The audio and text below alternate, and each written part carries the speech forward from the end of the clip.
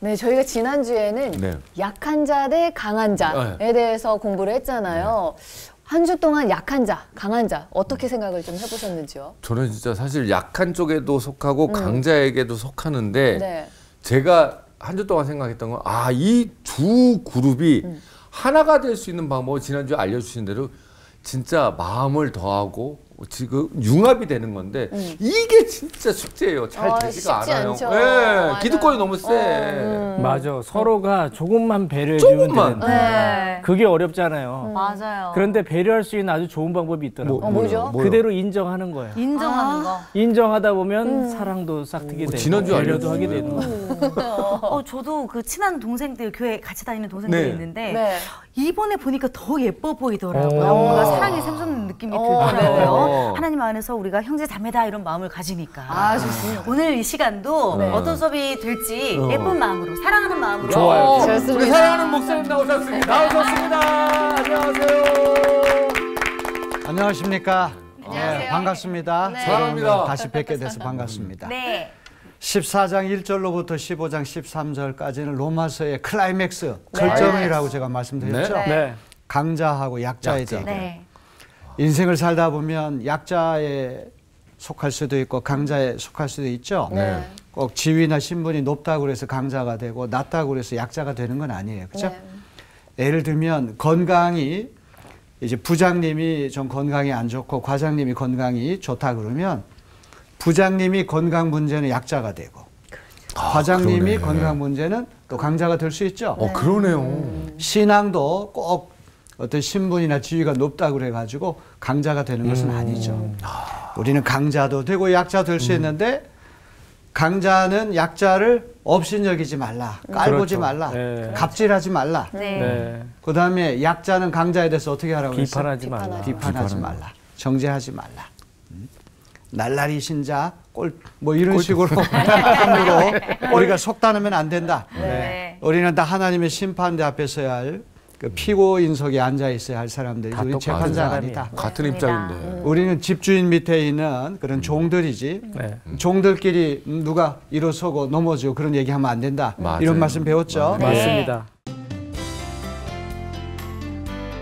오늘 수업 로마서 40강 죄가 아니나 죄가 될 때.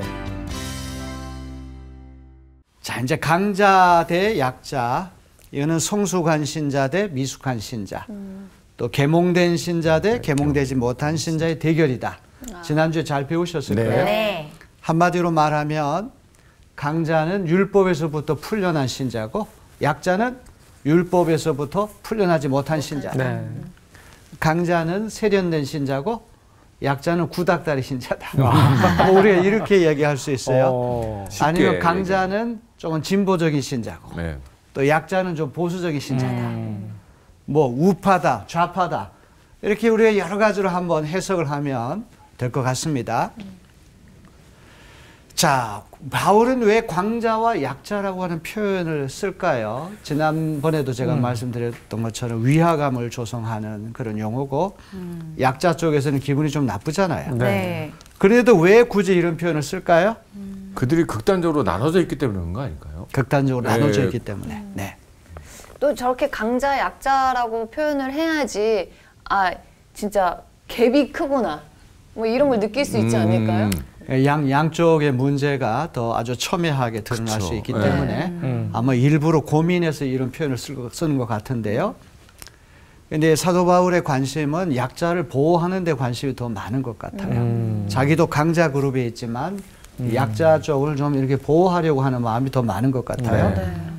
숫자나 세력에서 한 수 밀리는 신도들이 다수의 횡포에 짓눌려 쉽게 상처를 받고 무너질 수 있는 그런 연약한 신자들이 교회 안에 있다는 그런 말이죠.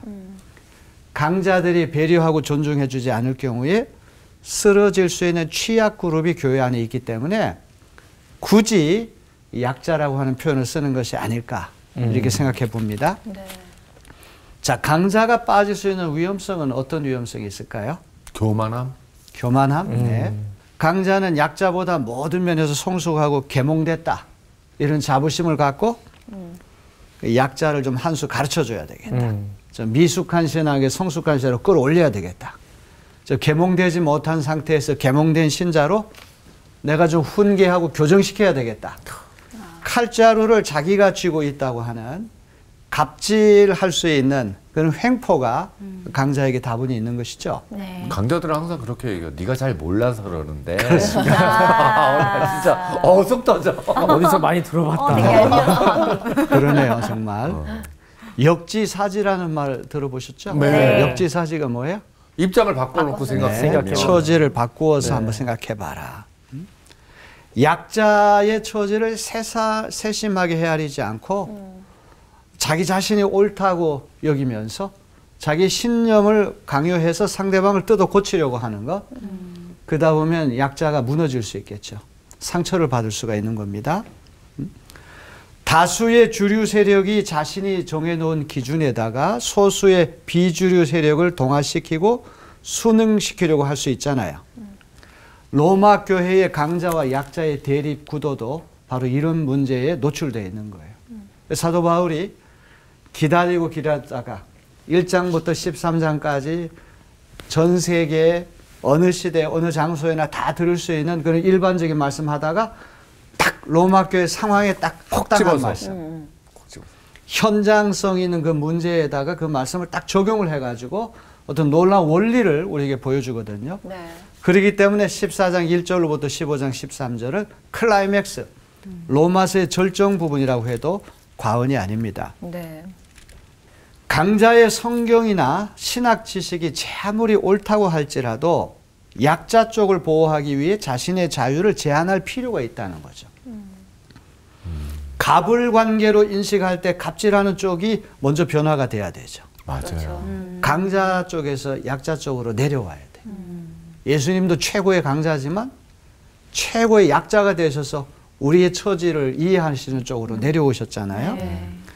로마 교회에서도 먼저 강자들이 포용의 정신을 어떤 신호를 보내야지만 평화와 일치를 이룰 수 있기 때문에 이제 오늘 말씀은 바울이 강자들을 집중적으로 이게 타이르는 그런 말씀입니다. 자, 14장 1절로부터 12절 우리 지난번에 배운 말씀은 이제 강자에게 주는 호소로 시작해서 강자와 약자 모두를 대상으로 권고했어요. 초점이 주로 이제 약자 쪽에 집중되어 있다고 한다면 오늘 우리가 배울 말씀은 이제 균형을 잡기 위해서 강자 쪽으로 시선을 돌리는 거예요. 그런 차이가 있습니다. 네. 자, 우리 14장 13절 말씀을 한번 누가 읽어보실까요? 네, 우리 제가 화면을 한번 보고 한번 읽어보겠습니다. 읽어보세요. 그런즉 우리가 다시 서로 비판하지 말고 도리어 부딪힐 것이나 거칠 것을 형제 앞에 두지 아니하도록 주의하라. 네, 고맙습니다. 자, 여기 이제 우리 14장 13절은 사실 대상이 강자나 약자 모두에게 주는 그런 모두에게. 말씀이죠. 네.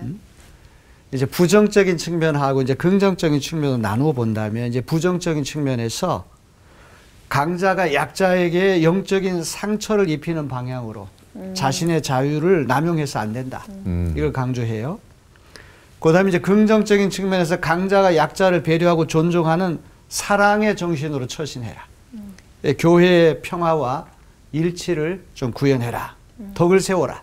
이제 그런 말씀입니다. 자, 부정적으로 강자와 약자는 서로를 비판하고 정죄하지 말라. 네. 긍정적으로 주의하라 이 말은 결심하라 이런 뜻입니다. 자, 서로 비판하고 정죄하지 말라고 하는 것은 우리가 잘 이해가 됩니다. 네. 네. 그런데 주의하라, 주의하라? 결심하라고 하는 건 뭘 주의하고 뭘 결심하라 이런 비판하는 말씀일까요? 거를 주의하도록 하고 그거를 비판하지 않도록 결심하라 이건가요? 죄송합니다. 자, 앞에 이제 14장 13절 말씀을 보게 되면 강자들이 하지 않겠다고 결심해야 할 다짐이 있는데 아, 다짐을 결심하라 이거. 강자는 약자 앞에 부딪힐 것 맞아요. 그리고 거칠 거칠 것을 것. 놓지 말아야 한다. 여기 부딪힐 것, 거칠 것은 같은 뜻을 지닌 동의어죠. 한마디로 말해서 강자가 약자를 걸려 넘어지게 할 수 있다는 거예요. 이제 고기나 포도주 같은 것이 우상 제물에게 바쳐진 것이다. 이렇게 의심을 해가지고 괜히 잘못 먹었다가는 내 몸을 아주 이렇게 상하게. 망가뜨릴 수 있다. 이런 두려움 때문에 그걸 안 먹는 거예요. 네. 근데 계몽되고 성숙된 신자고 율법에서부터 벗어났다고 생각을 해가지고 한 수 좀 가르쳐줘야 되겠다. 계몽시켜야 되겠다.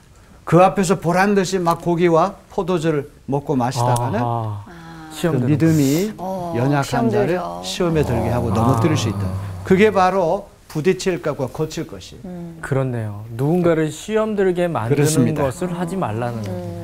강자가 약자가 이런 걸림돌 부딪힐 것에 걸려 넘어지는 법이 없도록 하라. 이런 얘기예요. 네, 네. 강자는 왜 장애물이나 걸림돌을 놓아서 약자를 넘어지게 하면 안 될까요?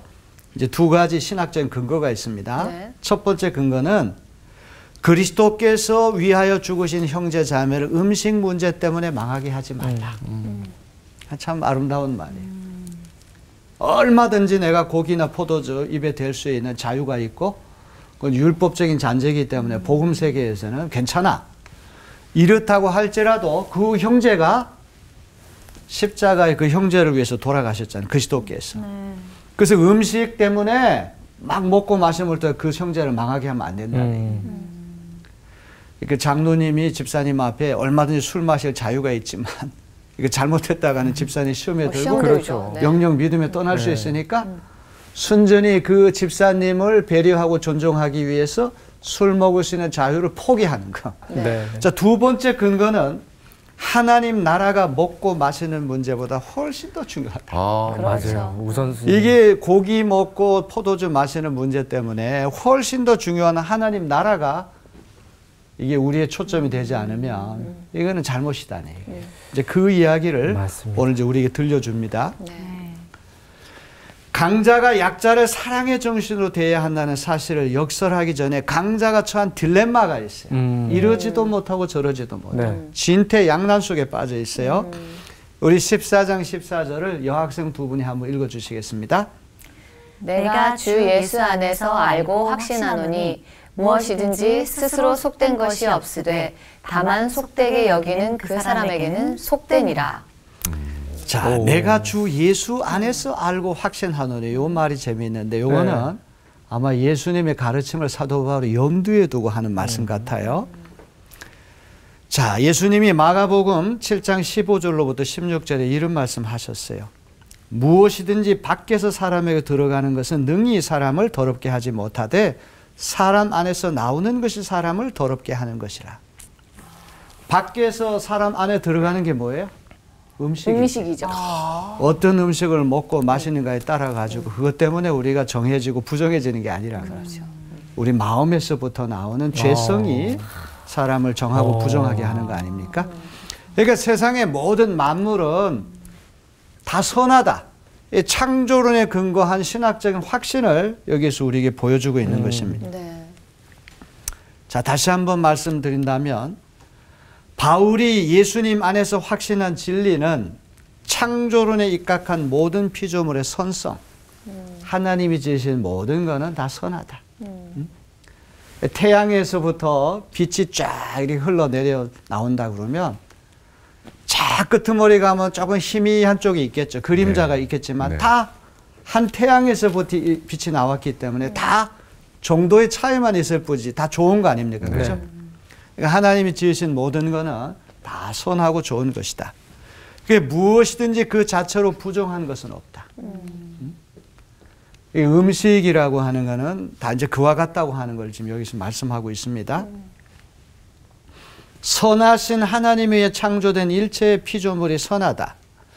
아무것도 아닌 우상 앞에 제물로 쓰인 고기도 선하고 각종 우상 잡신들에게 바친 헌주로 바친 포도주도 본래 그 자체는 선하다. 그게 뭐 어떤 인격적인 신 앞에 바쳐진 거면 우리가 두려워해야 되지만 돌이나 나무나 일월 성신 이런 헛개비와 같은 것에 어떤 고기를 바쳤다고 그래가지고 포도주를 어떤 신주, 헌주로 바쳤다고 우리가 달라지는 거 없다는 말이죠. 자, 이제 요것이 첫 번째 신학적인 그런 확신입니다. 자, 그래서 디모데전서 4장 4절로부터 5절에 보면 하나님께서 지으신 모든 것이 선함에 감사함으로 받으면 버릴 것이 없나니 하나님의 말씀과 기도로 거룩하여짐이라. 참 아름다운 말씀입니다. 이제 오늘 본문하고 다 연결되는 거 아닙니까? 네. 이제 문제가 생겼어요. 아까 딜레마라고 그랬잖아요. 네. 네. 강자가 빠진 딜레마는 뭡니까? 문제는 이 진리가 상충되는 지점이 있다는 사실이에요. 무엇이든지 그 자체로는 부정한 것이 없지만 다만 부정하다고 여기는 그 사람에게는 부정하게 된다는 현실의 문제예요. 그러니까요. 그렇죠. 네. 우리가 신학적인 지식만 가지고 다 재단할 수 없잖아요. 어려서부터 어떤 부모님께 영향을 받고 어떤 교회에서 어떤 목사님께 지도를 받았는가에 따라 가지고 신앙의 어떤 형성도 각각 달라요. 네. 그렇죠? 성경이나 신학 지식으로 옳은 진리라고 할지라도 이 진리를 내면화하는 데는 사람마다 차이가 있어요. 맞아요. 자기 것으로 만들어 가지고 하나의 생활 양식으로 삼는 거는 사람마다 각각 달라요. 같은 말을 들어도 그렇습니다. 듣는 사람에 다르게 따라서 해석하니까요. 예. 그거를 이제 자기 것으로 만드는 맞아요. 각각 다르잖아요. 또 어떤 가정에서 어떤 교회에서 어떤 목사님으로부터 설교를 듣고 훈련을 받고 이런 거에 따라 각각 다를 수가 있는 네. 거죠. 네. 세상에는 유대인들처럼 부정한 음식이 있다고 믿는 사람들이 반드시 있어요. 어떤 음식은 그 부정하니까 절대 입에 대지 말자. 분명히 있죠. 네. 그런 양심과 신념을 가진 그 사람에게는 어떤 음식은 부정할 수밖에 없는 거죠. 아. 이제 이게 강자가 빠진 딜레마예요. 성경 지식, 신학 지식으로 볼 때는 모든 것은 다 선한 것인데 문제는 현실이 그렇죠. 어떤 사람이 고기나 포도주를 부정한 것으로 경계하는 그런 사람이 있다는 거죠. 그렇죠. 그럴 때 어떻게 해야 되느냐. 이제 이런 문제가 발생하게 되는 것입니다. 모든 음식이 그 자체로는 부정하지 않다는 성서 신학적인 진리를 확인해 주지만 이와 동시에 특정 음식이 부정하다는 신념을 가진 신자들이 엄연히 존재한다는 것도 그것도 현실이죠. 이것도 네. 인정해야 됩니다. 강자는 이 지식하고 현실 사이에 빠져 있는 거예요. 지식으로 보면 이쪽이 옳은데 네. 또 이 어떤 특정 음식에 대해서 굉장히 두려워하고 꺼려하는 사람들 엄연히 있잖아요. 네. 그럼 내가 지식이 옳다고 그래가지고 일방적으로 지식을 강요할 수는 없는 거죠. 이제 바울이 이야기하려고 하는 거는 그때는 자기의 정통 지식을 잠깐 내려놓고 그게 이제 구원 문제에서 결정적이고 본질적이고 논쟁의 여지가 없는 문제일 때는 타협하면 안 되겠죠. 네. 그러나 비본질적인 지엽적인 문제일 때는 순전히 그 약자를 보호하기 위해서 자기의 옳은 지식을 잠깐 유보하고 포기하고 내려놓아라. 그거를 이제 가르치려고 그러는 거예요. 네. 이해가 되십니까? 네. 성경 신학적 진리에 대한 확신과 바꾸기 어려운 현실이 상충할 때 어떤 태도를 취해야 하는가. 지금 바울이 이제 강자 쪽으로 집중해가지고 그 말씀을 우리에게 가르치려고 그래요. 자, 고린도전서 8장 1절 우리 고린도전서 우리 배우지 않았습니까? 네. 우상의 제물에 대한 우리가 다 지식이 있는 줄 아나 지식은 교만하게 하며 사랑은 덕을 세우나니.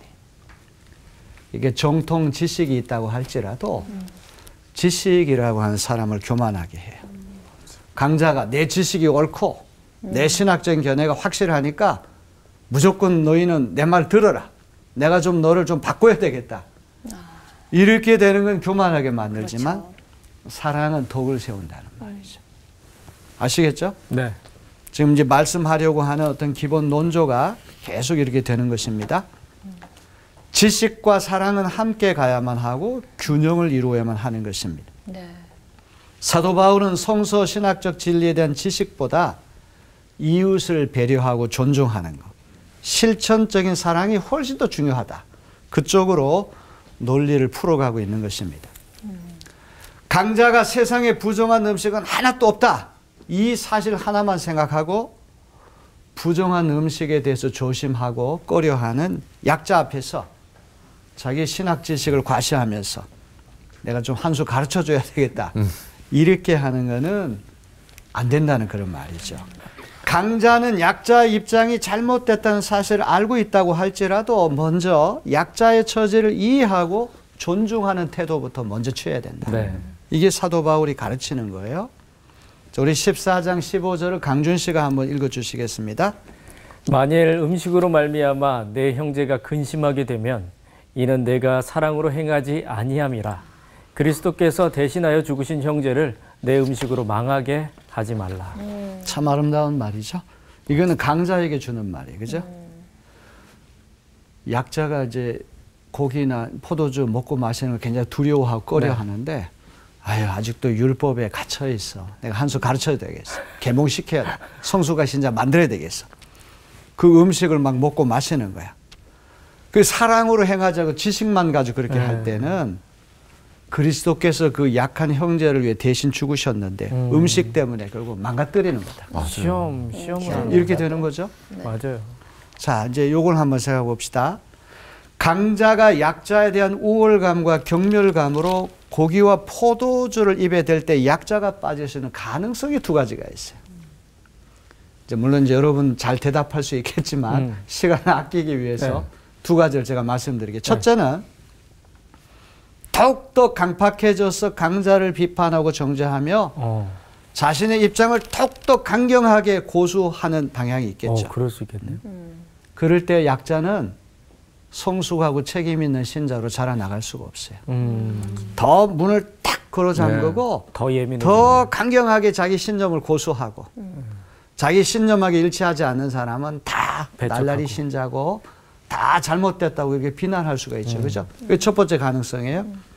두 번째는 대다수 동료들의 압박감 때문에 이 피어 프레셔라고 하는 말 있잖아요. 이 동료들이 가하는 이 압박감 때문에 자꾸 왕따를 놓고 자꾸 이렇게 소외를 시키니까 자기도 모르게 강자의 태도에 억지로 합류할 수가 있어요. 자, 이런 경우는 약자를 자신의 양심에 거슬려 행동하게 만들기 때문에 마침내 망하게 할 수 있죠. 충분히 이런 가능성이 있죠. 그죠? 약간 강압으로. 강압으로. 그러니까 이제 공동체에서 자꾸 왕따를 놓고 소외를 시키니까 할 수 없이 자기 양심은 이런 것이지만 할 수 없이 거기에 같이 합류할 때가 있다. 맞춰 주려고. 이런 두 가지 가능성이 있다는 것이죠. 이런 맥락에서 사도 바울은 그리스도께서 그 약자를 위해서 십자가에 피 흘려 돌아가셨다는 사실, 이거를 강조하는 것입니다. 그 약자 신자를 위하여 가장 소중한 목숨을 바쳐서 건져내셨는데 하찮은 음식 문제 하나 가지고 그 약한 형제를 망하게 하는 것은 이건 가당치 않다. 자신의 배를 섬기기 위해서 음식 하나로 그리스도께서 희생하신 그 형제를 망하게 하는 것은 이거 잘못된 것이다. 이런 말씀이에요. 자, 이제 16절은 2인칭 복수 주격을 써서 13절로부터 15절의 결론이에요. 이제 개역 개정 이렇게 돼. 그러므로 너희의 선한 것이 비방을 받지 않게 하라. 그러므로 여러분이 좋다고 여기는 일이 도리어 비방거리가 되지 않도록 하십시오. 자, 여기서 중요한 것이 선한 것, 좋다고 여기는 일이에요. 이건 이제 강자에게 주는 말 아닙니까? 네. 여기 너희의 선한 것은 뭘 얘기할까요? 일깨움? 일깨움? 어떤 일깨움? 그러니까 약자들이 갖고 있는 그 카테고리 안에서 그 박혀 있음을 펼치게 만들어주면 일깨움인데. 좋습니다. 이것이 뭐. 그거는 율법에서 벗어나가지고 복음에서 발견한 자유, 그리스도 안에서 발견한 자유, 모든 음식을 먹을 수 있다는 사실. 그게 이제 선한 거죠. 하나의 이제 율법의 속박에서부터 벗어나서 복음의 이제 자유 속에 이제 들어갔기 때문에 그게 선한 것인데, 문제는 이 선한 것, 음식을 먹을 수 있는 자유를 약자를 배려하는 정신으로 행사하지 않을 때 약자를 걸려 넘어지게 하고 궁극적으로 망하게 할 수 있다는 것이죠. 강자가 좋은 것으로 여긴 그리스도인의 자유가 정작 약자에게는 악하고 해로운 것으로 전락될 수가 있다는 말이죠. 그렇죠? 네. 찰스 스펄전 목사님이라고 하는 아주 영국의 유명한 설교가 있지 않습니까? 이분이 참 굉장히 대단한 설교가인데 소문난 애연가, 담배를 많이 피웠다고 그래요. 이분의 명성이 절정을 이르렀을 때 거리를 가다가 상점에 간판을 보니까 이렇게 돼요. 우리는 찰스 스펄전이 피우는 담배를 팝니다. 이렇게 되어 있는 거예요. 마케팅으로 와. 사용해요. 그래서 시험 들기 이제 딱 그 좋은데. 간판을 보고는 스펄전 목사님이 충격을 받고는 바로 그 시간부터 담배를 끊었다고 그런 이야기. 끊을만 하는데요. 마케팅 실패. 담배 피우고 안 피운다고 해서 구원 받고 못 받고 이제 이런 문제는 아니기 그렇죠. 때문에 하나의 이제 기호고 개인의 취미고 네. 하나의 습관이잖아요. 그죠? 자유롭게 했지만 야, 내가 이렇게 했다가는 많은 신자들 시험에 빠뜨릴 수 있구나. 그래서 그 자유를 포기했다는 그런 아름다운 말이죠. 죄가 아니나 죄가 될 때가 분명히 있어요. 아, 그러네. 지효 학생, 죄가 아니나 죄가 될 때가 언제예요? 죄가 아니나 죄가 될 때. 지금까지 우리가 말씀을 배워온 바에 의하면. 고기나 포도주 같은 것도 얼마든지 우리가 하나님 앞에 기도하고 그걸 잘 절제할 수 있는 그 한계 내에서 마셔도 큰 어려움이 없다. 네. 이게 이제 신학적 지식인데 그 죄가 아니죠. 네. 근데 거기에 이제 눈에 불을 켜고 아주 예민하게 생각하고 그런 일을 하는 사람은 다 진짜 신자가 아니라고 생각하는 그런 사람 있잖아요. 맞아요. 그런 사람한테는 그 죄가 될 수 있다는 거죠. 와. 죄가 아니지만 죄가 될 수 있다는 거죠. 낚시 혹시 좋아하십니까? 네? 낚시라고 하는 건 좋은 취미예요. 그렇죠? 네, 네. 하다 많이 남았죠. 받으려고. 근데 낚시에 미쳐가지고 가정을 돌보지 않고 아이들 돌보지 않고 처자식 다 내버려 두고 시간만 나면 낚시터에 가가지고 물고기 잡는 사람. 그건 죄입니다. 그렇죠, 이거는 죄죠. 낚시라는 그 자체는 죄가 아니지만 네. 이제 이런 걸로 인해 가지고 가정 생활이 이게 어렵게 된다고 그러면 그게 죄가 될 수 있다는 그런 말이죠. 자신의 양심이 옳지 못하다고 고발하는 것을 위반해서 행동하기 때문에 이 죄가 될 수가 있는 거죠. 네. 우리가 악하다고 생각하는 것을 양심에 거슬려서 행하게 될 때 죄가 아니지만 죄가 된다는 말이죠. 강자는 약자가 생각하는 금기를 깨뜨린 것에 그치지 않고 약자로 하여금 자신의 신앙 양심에 어긋나는 삶을 살도록 오도한 죄를 지을 수 있다는 거죠. 음식 문제 하나로 양심이 예민하고 신념이 연약한 형제 자매를 넘어뜨려서 안 내는 첫 번째 이유는 예수께서 그들을 위해 소중한 목숨을 희생하셨기 때문입니다. 이제 두 번째 신학적 이유는 이제 14장 17절이에요. 인영 씨가 한번 읽어보실까요? 네. 하나님의 나라는 먹는 것과 마시는 것이 아니오 오직 성령 안에 있는 의와 평강과 희락이라. 참 너무 귀한 말씀이죠. 네. 강자가 음식 문제로 약자를 걸려 넘어지게 해서 안 되는 두 번째 신학적 이유는 하나님의 나라가 딱 증명해요. 하나님의 나라는 고기 먹고 포도주 마시고 이런 문제가 아니라 성경 안에 있는 의와 평강과 희락이라 이렇게 되어 있죠. 그죠? 여기 하나님의 나라, 예수님의 가장 중요한 그런 어떤 메시지 아닙니까?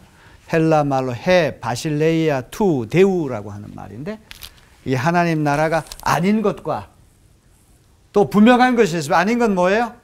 먹는 것과 마시는 것이 하나님 나라가 아니야. 비본질적인 거. 하나님의 나라는 성령 안에 있는 의와 평강과 희락이다. 저희 논리를 잘 따라오셔야 돼요. 네. 그죠? 네. 이게 전부 다 먹고 마시는 문제. 특별히 어떤 종교적인 신념 때문에 옛날에 어떤 문화적인 관습 때문에 어떤 음식을 입에 대면은 그 죄를 짓는 거라고 생각하는 이제 그 사람들을 겨냥해서 이제 나오는 문제예요. 지금까지 바울의 그 논리를 따라가보면 전부 다 약자를 좀 이렇게 존중하는 쪽 아닙니까? 그게 죄가 아니지만 그 사람의 양심은 그 죄라고 생각하니까 그 사람 다치지 않게 하기 위해서 내 자유를 포기하고 지식을 잠깐 내려놓는다. 그게 바울이 가르쳐 주는 거예요. 와. 우리 삶의 중심이 되어야 할 하나님의 나라는 고기를 먹거나 안 먹는 일, 포도주를 마시거나 안 마시는 일이 아니라는 말이죠. 비기독교인들 가운데도 건강상 이유로 고기 안 먹고 채식주의자 있죠. 포도주 안 마시는 사람들 있죠. 그런데 음식 문제 하나만으로 어떤 사람이 하나님 나라 들어간다, 못 들어간다 이렇게 할 수는 없잖아요. 하나님의 나라는 그런 음식 문제보다 훨씬 더 중요한 영적인 것, 의와 평강과 희락 이런 것들로 나타나기 때문에 우리는 본질적인 그런 것들을 추구해야지 이런 지엽적인 것을 추구하면 안 된다는 거죠. 자, 성령께서 주시는 세 가지 영적 선물이라고 하는 의와 평강과 희락인데요. 여기 18절에 보니까 이렇게 되어 있어요. 이로써 그리스도를 섬기는 자는 하나님을 기쁘시게 하며 사람에게도 칭찬을 받느니라. 이로써라고 하는 건 뭐예요? 하나님의 나라를 추구해가지고 의와 평강과 희락을 선물로 얻게 된다면, 그리스도를 이렇게 섬기는 사람, 의와 평강과 기쁨으로 사는 성도는 두 가지예요.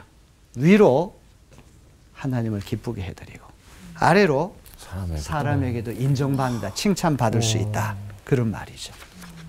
여기까지 잘 따라오셨죠? 네. 자, 이제 14장 19절로부터 21절을 제가 읽겠습니다.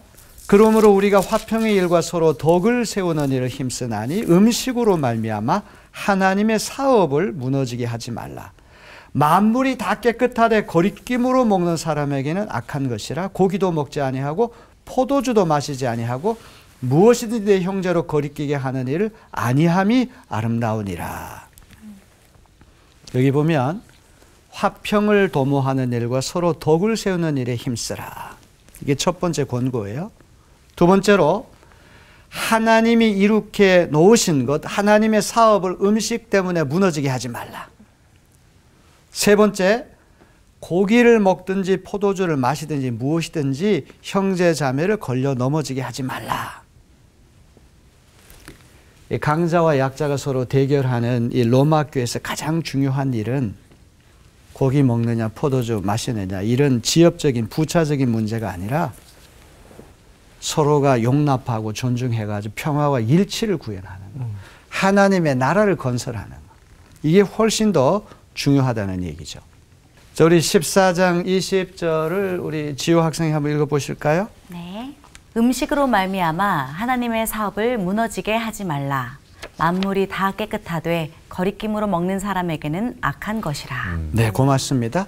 여기 보니까 하나님의 사업이라는 말이 나왔어요. 네. 하나님의 사업이 뭘까요? 이제 영어로 work라고 돼. 일. 하나님이 이루어 놓으신 일이 있어요. 그 뭡니까? 로마 교인들이 예수 믿고 구원받아가지고 하나님의 평화와 하나님 일치 화해를 누리고 있는 그게 하나님이 이루어 놓으신 일이죠. 그 세우는 일 아닙니까? 그런데 음식 문제 때문에 그걸 무너뜨리는 해서는 안 된다는 거죠.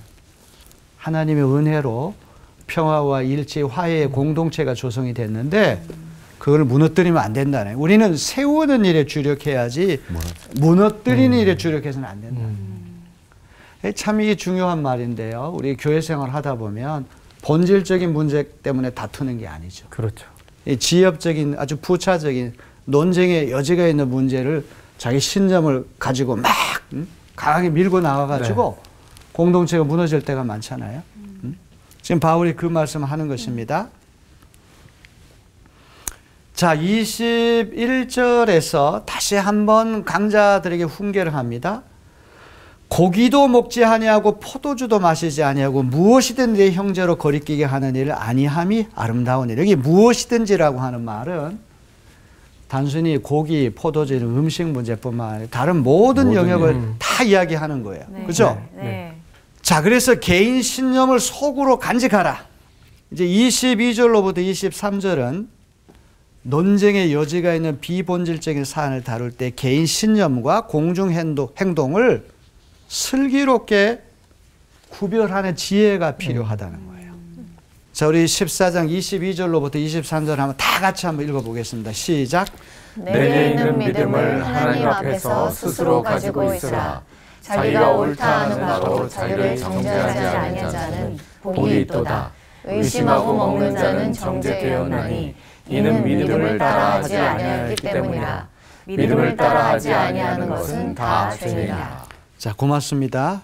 여기 14장 22절 전반부에 보니까 내게 있는 믿음을 하나님 앞에 스스로 가지고 있어라. 그대가 지니고 있는 신념을 하나님 앞에 스스로 간직하십시오. 참 굉장히 알쏭달쏭한 말인데요. 그렇네요.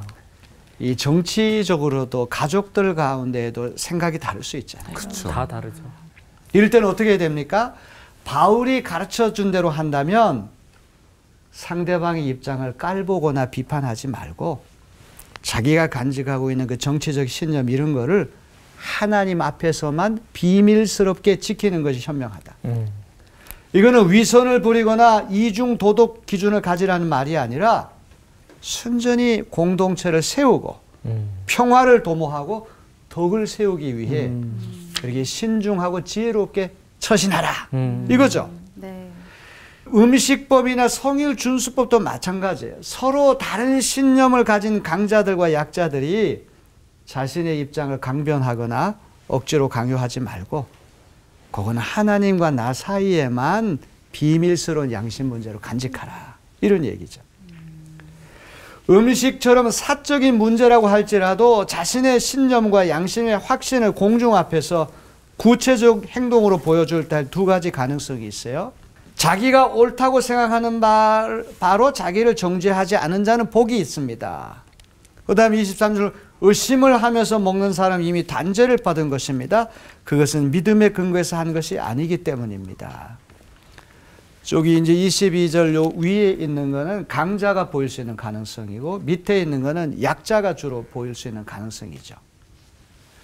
양심의 확신을 따라하는 강자의 행동, 성경을 깊이 상고하고 간절히 기도하고 신중히 숙고한 끝에 확고한 신념에 따라서 옳다는 확신으로 남들이 부정하다고 꺼리는 음식을 먹는 사람은 자신을 정죄하지 않아요.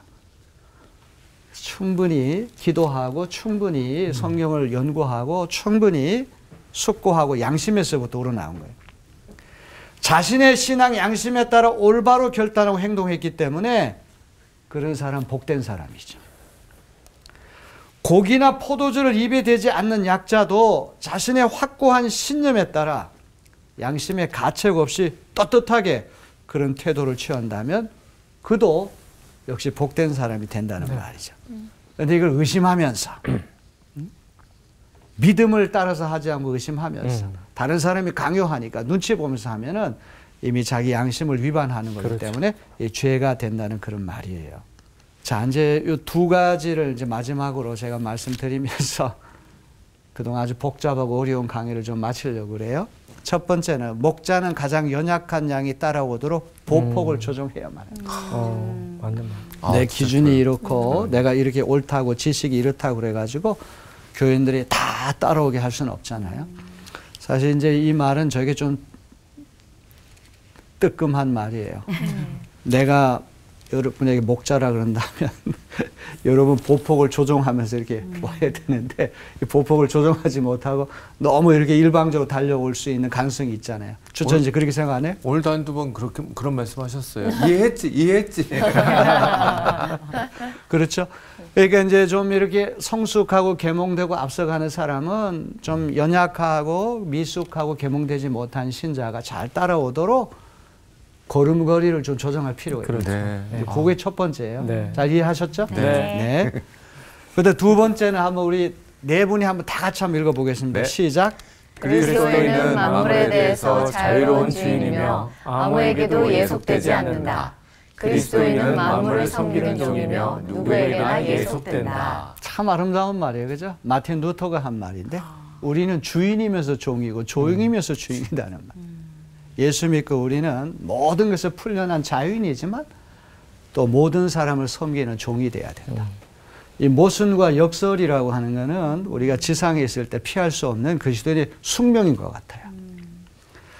자, 오늘 이제 강의를 좀 마쳐야 될 것 같습니다. 이제 다음 주에 한 번 더 이제 15장 1절로부터 13절을 우리가 더 배워야 됩니다. 이 강자와 약자의 대결 구도라고 하는 것은 단순히 로마 교회 문제가 아니라 오가는 시대에 또 교회뿐만 아니라 우리 사회생활 할 때 항상 어떤 그 원리를 우리가 잘 배워서 적용할 그런 귀한 말씀이 아닌가 싶습니다. 자, 오늘 수고 많으셨습니다. 네, 감사합니다. 제 주변에서 제가 강자인 적이 있었구나라는 생각이 들었는데 특히나 가정 안에서 아버지로서 너무나도 강요했던 게 많았던 거. 기다려주지 않고 진짜 양들의 발걸음을 이렇게 맞춰서 내가 인도를 했어야 되니 그러지 못했던 거에 대해서 너무나도 큰 반성을 했어요. 저는 좀 예전에 진짜 어렸을 때 일이 생각이 났는데 예전에 여름성경학교 어렸을 때 거의 30년 전이죠. 근데 그때 선생님께서 제사를 지내면 안 된다. 그 어린 아이들한테 얘기했었는데 그렇게 이야기해주는 분이 조금 더 나에게 따뜻하게 정말로 잘 설명을 해줘서 어린 아이들에게 좀 이러이러한 이유 때문에 하나님의 말씀을 빗대어서 얘기를 해줬으면 조금 더 이해하기 쉽고 그랬을 텐데 너무 안 돼! 이렇게 얘기했던 그 기억이 있어가지고 그 오늘 말씀을 들으면서 그 생각이 계속 나더라고요. 그래서 나도 누군가에게 내가 너무 직설적으로 너무 이야기하고 있지는 않은가 그런 생각을 하는 시간이었습니다. 뭐 답이 있는 것 같아요. 사실 본질은 하나니까 네. 그 안에서 이제 제가 슬기롭게 잘 선별하면 되는 거고 제 양심에 따라서 이렇게 그 본질을 중요하게 생각하면 되는 거잖아요. 네. 그래서 아주 큰 깨달음을 네. 벌써 답이 나왔는데요. 맞아요. 서로 사랑하고 배려하는 일이 필요할 것 같고 그렇게 하기 위해서는 우리 스스로가 조금 더 여유로운 마음을 가져야 될 거라고 생각이 들어요. 그래서 한 주 동안은 자신을 묵상하고 타인을 배려하면서 서로 사랑하면서 지냈으면 좋겠습니다. 네. 수고 많으셨습니다. 멘트 좋다. 사랑합니다.